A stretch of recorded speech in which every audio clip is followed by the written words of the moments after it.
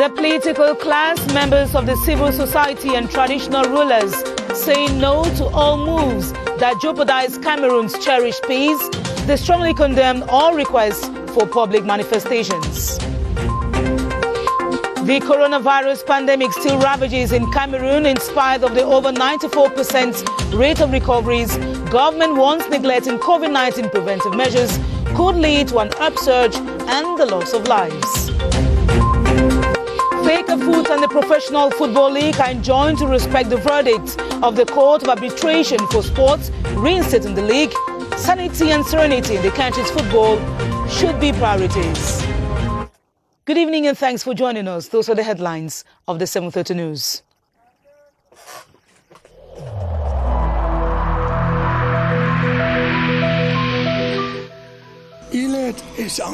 Each of us must comply with the measures that have been taken.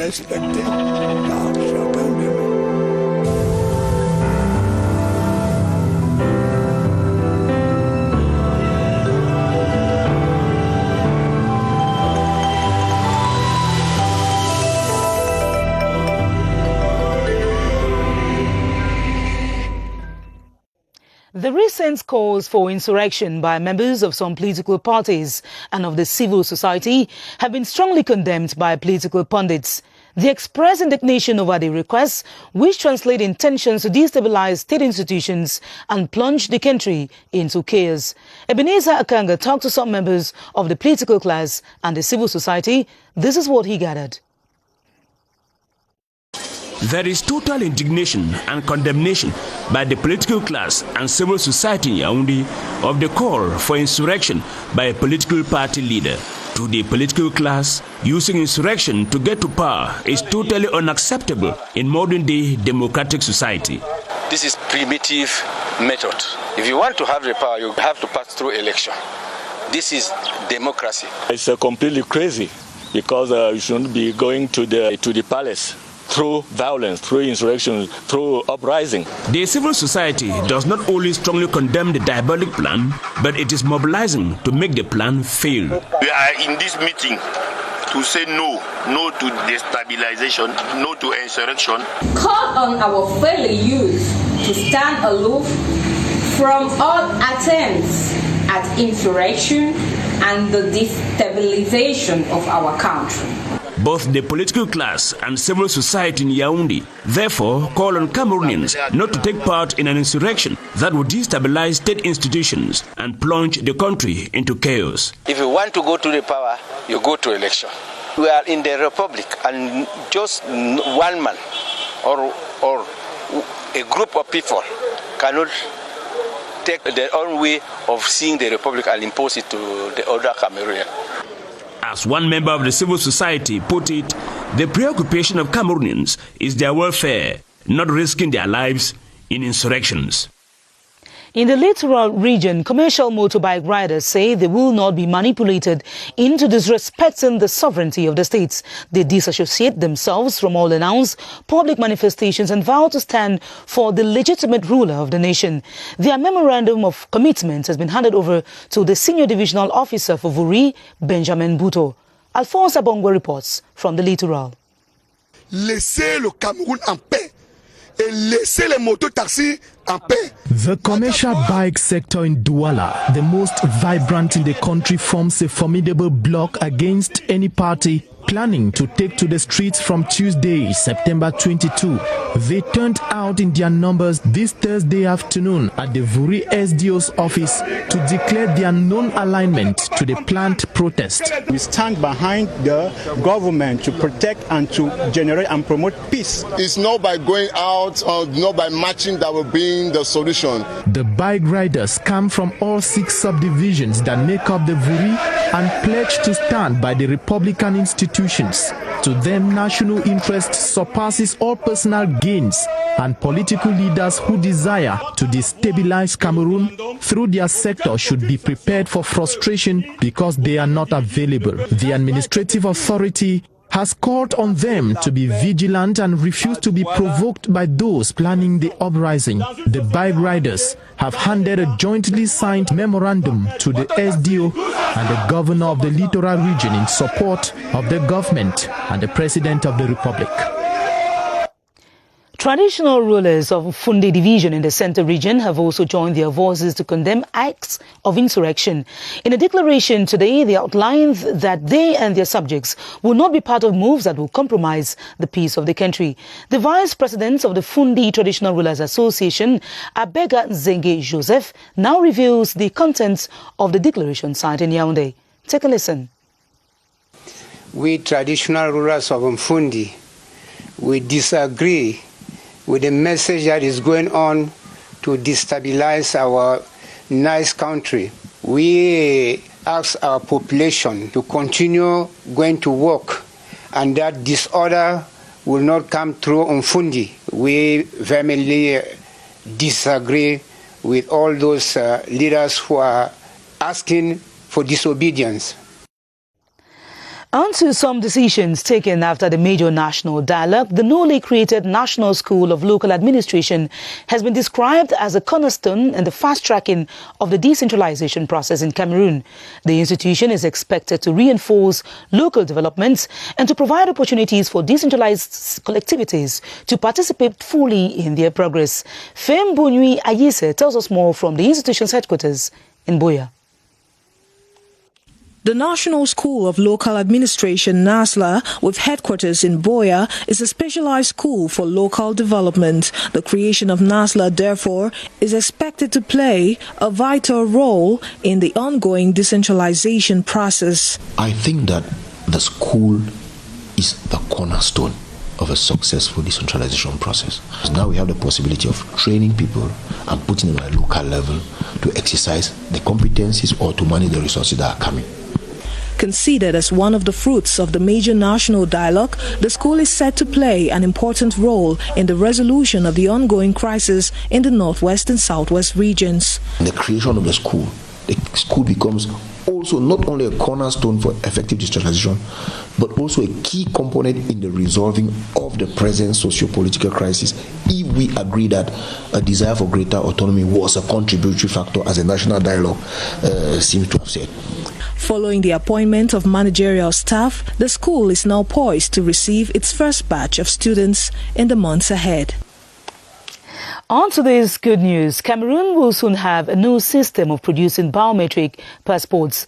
A partnership agreement to this effect has just been signed between the General Delegation for National Security and a German consortium.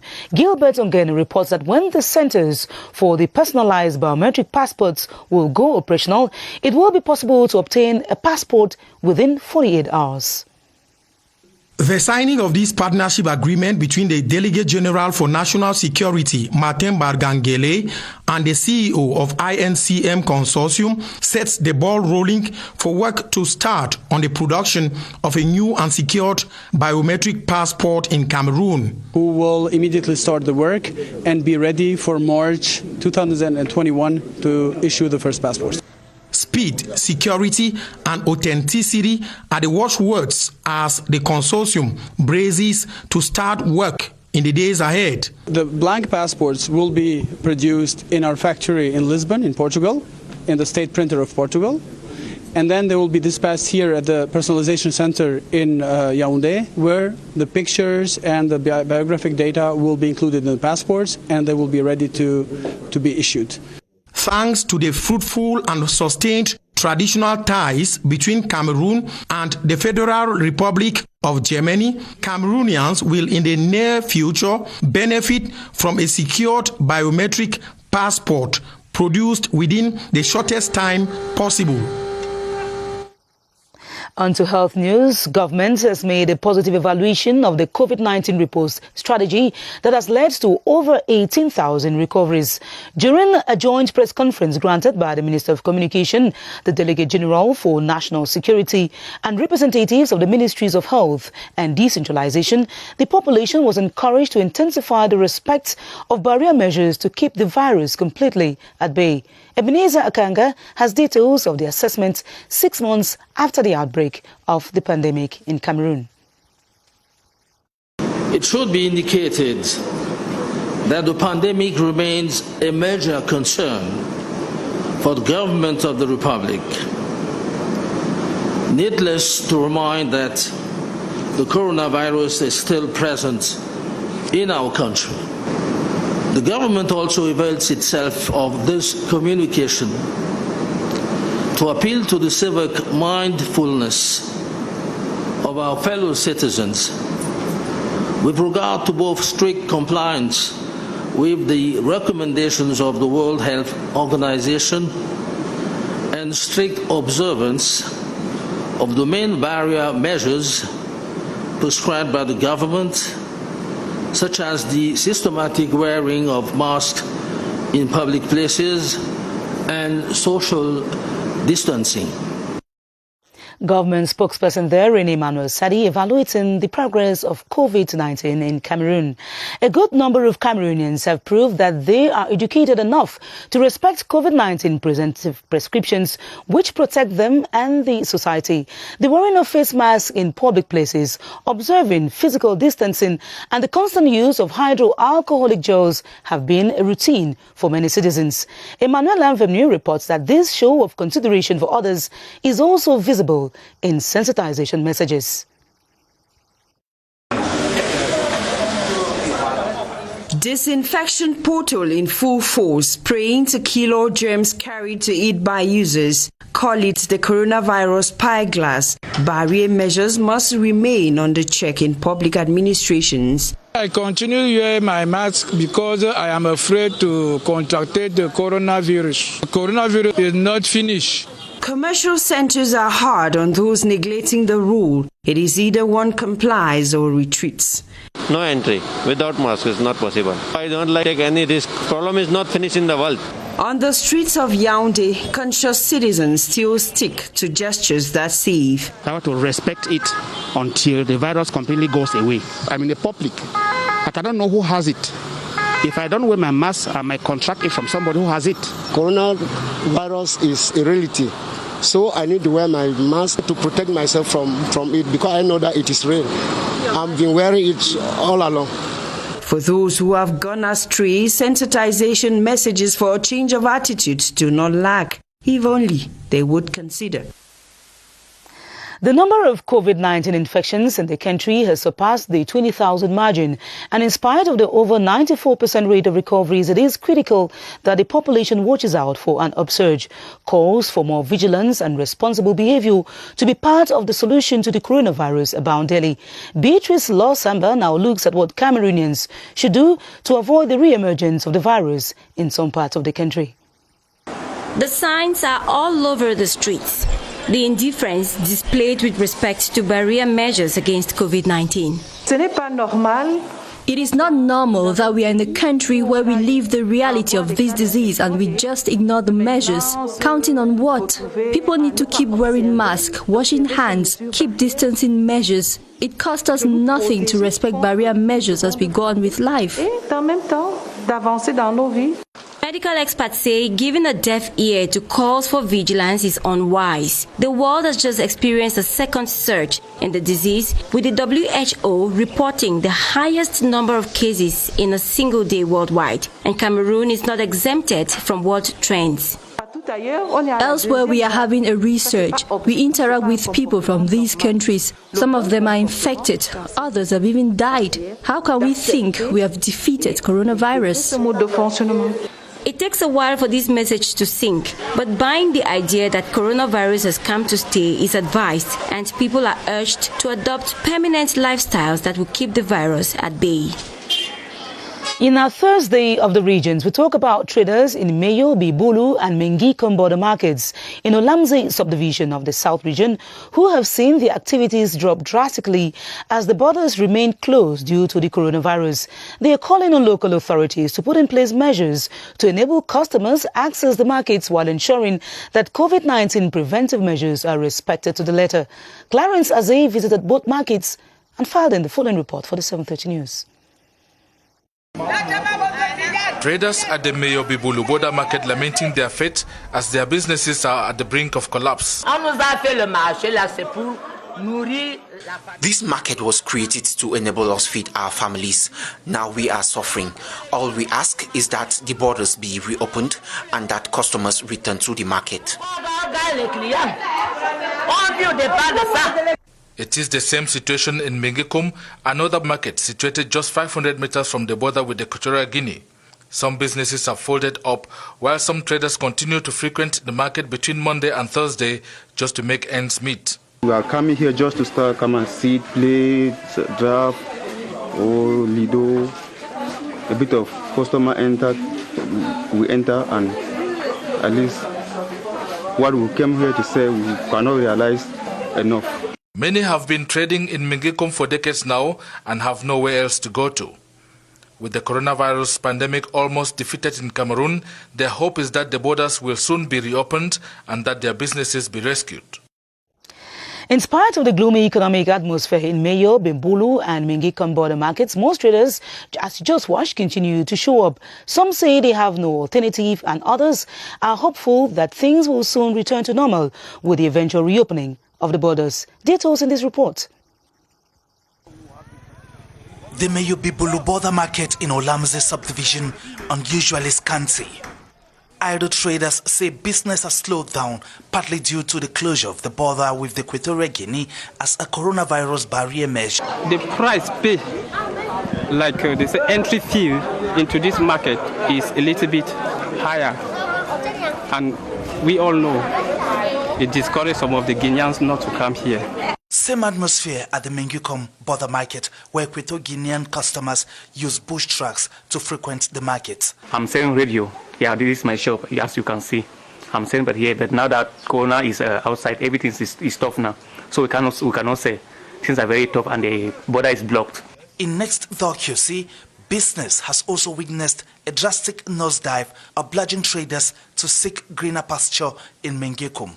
We left QC to come and try here. All is closed in QC, and with the school reopening that is coming soon, we are obliged to hustle elsewhere. Be it in Mengikum or in Mayo Bimbulu, traders pray that the borders reopen and that local authorities facilitate the entry of Equatorial Guinean customers so that both markets witness a remake of their heydays. Scene 4 of our running series on the Made in Cameroon brand takes us on a discovery of 2 locally produced plants that have gained international repute.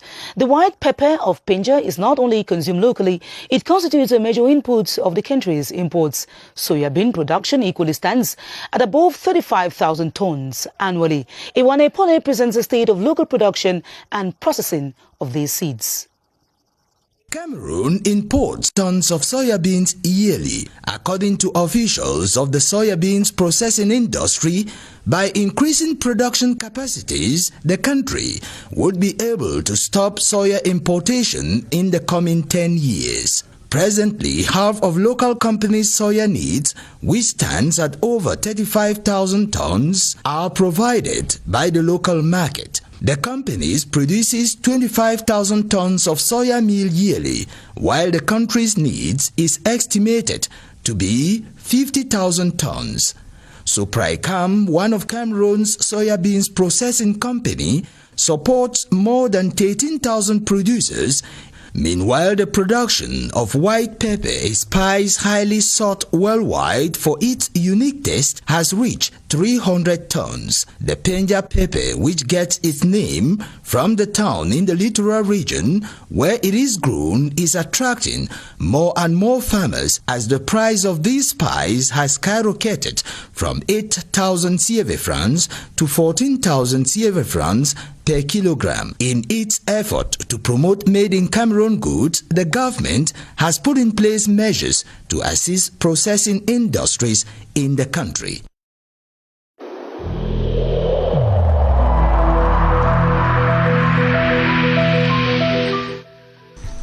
The wearing of face masks in public places will be mandatory until further notice.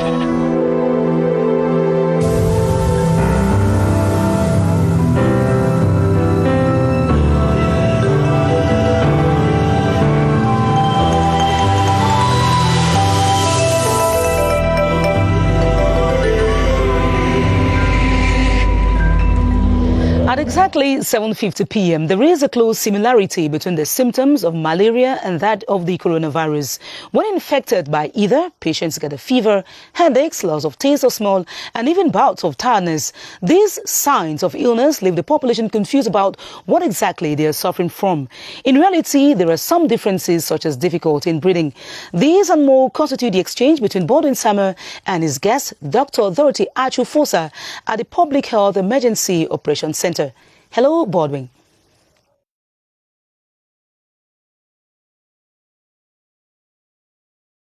Good evening to you, Esther Kmer, and welcome. Figures we just received from our public health experts here at this emergency operations center revealed to us that so far in Cameroon, we have 20,371 Cameroonians who have been tested positive for COVID-19. 19,124 Cameroonians have recovered from COVID-19, leaving us with a recovery rate that stands at 93.8%. So far, we have 831 active cases, persons living with the virus in the 10 different regions of the country, with 416 Cameroonians who have died of COVID-19. Tonight, we look at, as you rightly said, Esther, the similarities and differences between two killer diseases in Cameroon, malaria on the one hand and COVID-19 on the other, with our guest, Dr. Dorothy Achu-Fosa, who is the permanent secretary of the National Malaria Control Program in Cameroon. Good evening, Doctor. Good evening, Mr. Sama. Tell us, Doctor, what are these differences in terms of symptoms between malaria and COVID-19?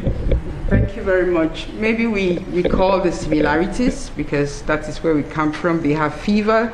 Fevers are common in both diseases. Tiredness, headaches, and body pains, common in both diseases. But we have to look out for those things that we have to think of COVID-19, which is, first of all, the cough, which is the respiratory symptom. And then we have catarrh for some people, sore throat. And then when it becomes a bit severe, we have now shortness of breath and then loss of taste and smell. But as you know, this disease is more severe in adults, I mean the COVID-19, while malaria is more severe in children. And the real way to know the difference is by doing a test. We can test for malaria, we have rapid tests, and we can also test for COVID, we have rapid tests to make the difference between the two. And what can be improved in terms of fighting against malaria in Cameroon during this COVID-19 context? We have been very keen on continuing service delivery, adjusting the strategies like the BedNet campaign and the seasonal malaria chemo prevention campaign, which we changed the approach to be door-to-door while respecting strictly the barrier measures. And then we support health facilities to continue the supply of health commodities that they can use for patients, as well as providing them with protective material equipment so that they are comfortable and the patients as well are comfortable to receive care from these health providers. And finally, Doctor, has the fight against COVID-19 affected the fight against malaria in the country presently? To an extent, yes. We had delay in the BedNet campaign. We have just caught up recently. We have disruptions in the supply of malaria commodities. But generally, it's good to say the cases have not really dropped, even though in some big hospitals we had reduced attendance, especially in Yaoundé and Douala, where the pandemic was highest. Thank you so much, Dr. Dorothy Achu-Fosa. She is the permanent secretary for the National Malaria Control Program in Cameroon. Just to remind our viewers that we have 20,371 Cameroonians tested positive for COVID-19. 19,124 Cameroonians have recovered, with a recovery rate that stands at 93.8% so far, with 831 active cases of COVID-19 existing in the 10 different regions of the country. 416 Cameroonians have died of COVID-19. Back to you, Esther Kmer. Thanks very much, Baldwin Samer, for those updates. Malaria and COVID-19 have similar symptoms. And to know what you're suffering from, simply get tested. In our in-depth report tonight, we scoop out the television choices of Cameroonians today. Satellite television is fast becoming a preference as it provides a wide range of local and international content. With as much as 25,000 CFA francs, millions of households can access hundreds of television channels, dishing out their desired news and entertainment material. Constantine Baum investigates on this new trend in the audiovisual landscape of the country. The need for HD is rising in sub-Saharan Africa, with a growing demand for HD content, specifically in pay TV. This is coupled with a rise in the affordability of equipment such as televisions and set-top boxes. Following a study conducted by Utelsa on November 13, 2018, 0.9 million, that is 18% of Cameroon's household, are HD TV equipped. I sell Canal Plus and GDSat. With GDSat, you just need to buy and we install if you can't do it yourself. With GDSat, it is free to air. There are about 150 channels. It depends on the positioning. There is the position for African channels and the European channel. Many distributors have flooded the audiovisual landscape in Cameroon. They can be identified through their satellite dishes as they come in various colors, catering for a wide variety of taste. The buckets start from 3,000, 5,000, 13,500, 15,900. 15,900 is the bucket with digital and canal. The trend towards satellite TV in Cameroon is thanks to Utelsa's 16-degree position neighborhood pool that reaches a total of 940,000 households.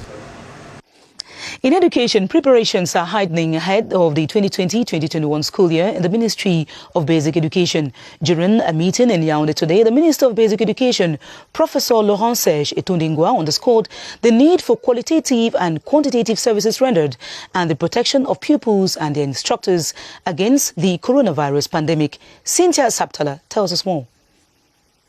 In a matter of weeks, officials say about 6 million pupils all over the territory will be heading to their classrooms with the current pandemic.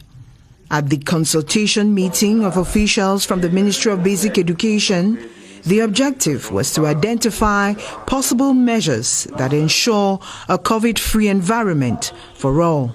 We will face the challenge of 6 million students. That means that we have very heavy needs in terms of material that will allow us to follow the barriers, measures, and respect them. The responsibility of the families and alongside the government. Other issues tabled at the meeting was the 2019-2020 school year report from pedagogic, administrative, and financial perspectives. As the new school year approaches, the founder of the Cameroon book show, Ferdinand Nana Payong, is working towards making textbooks accessible. He was received in audience today by the Director General of Crtv, Charles Dongo, to present the project known as the One-Stop Shop concept. Both publishers, distributors and parents will meet on a single point for a common purpose. Here's an excerpt of his interview on the raison d'être of the fair. No bookshop is able to have all the books of the Anglophone or Francophone system.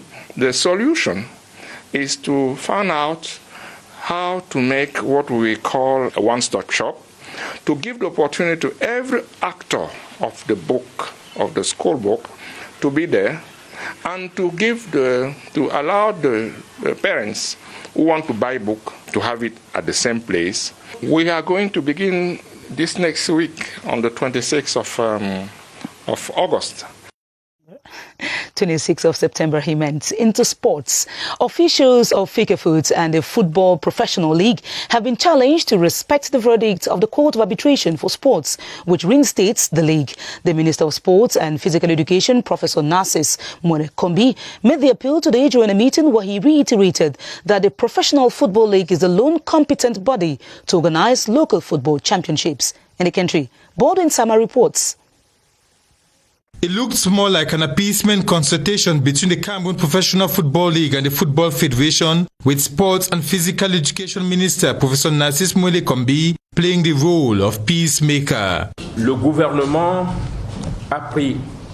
I wish to inform you that the government of Cameroon acknowledges receipt of this decision from the Court of Arbitration of Sports, which as per FIFA rules must be respected and implemented by the different member associations. Observé par ces associations membres. He called on both parties to be involved for things to return to normal while respecting the decisions of the Court of Arbitration for Sport and avoid tarnishing the country's image. They will have to work together for the different championships to resume and for the country's flag bearers in different CAF competitions to excel. To the Cameroon Professional Football League, he called on them to ensure continuity and find the right strategy to organize professional football championships and ensure the away leg be played before mid-December this year. Fcfa was called upon to continue accompanying in the smooth organization of professional football championships in Cameroon under the auspices of the Cameroon Professional Football League, while involving all stakeholders in the organization and practice of football in Cameroon. And that will be all for this edition of the 7th of the News. It was a pleasure being with you. At 8:30 p.m. you'll be in the company of Romeo Trise. Ben and Buma Ghana will be yours tomorrow at 7:30 p.m. I'll be back next weekend, God willing. Thanks for watching and stay tuned to our programs on CRTV. Good night.